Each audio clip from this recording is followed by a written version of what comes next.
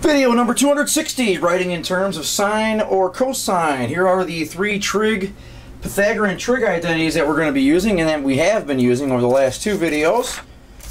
Here's the first one. Write in terms of sine or cosine, then simplify to eliminate quotients. So we have cosine times cosecant. So I think it's pretty obvious in the first step we're definitely not going to change the cosine because we already have part of what we want to accomplish done. So therefore we're going to rewrite the cosecant. Obviously that's 1 over sine, so there we are. Then we go ahead and multiply the fractions together. Well, at least we call this a fraction, cosine times 1. So you have cosine over sine.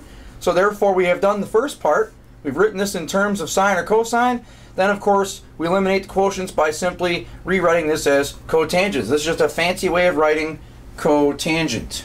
Now again, part of the reason that you're doing this here in your trig class is because when you get to calculus, you're going to want to perhaps rearrange and change the way questions look so that it's easier for you to do what are called derivatives. It's just simply and integrals. It's just going to be easier. There's going to be an easier form. This is going to be much easier to take a derivative of than this, and you'll see why when you get there. Next one, write in terms of sine or cosine, then eliminate the quotient. So here we are, cotangent squared times 1 plus tangent squared.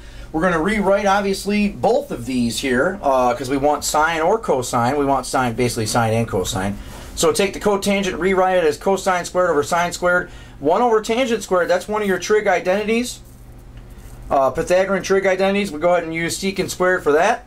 Then we rewrite secant squared as 1 over cosine squared. All right, and then go ahead and simplify the fractions. Cosine squareds cancel. You're left with 1 over sine squared, which is obviously cosecant squared. So there you have it, rewriting in terms of sine or cosine and then eliminating the quotients.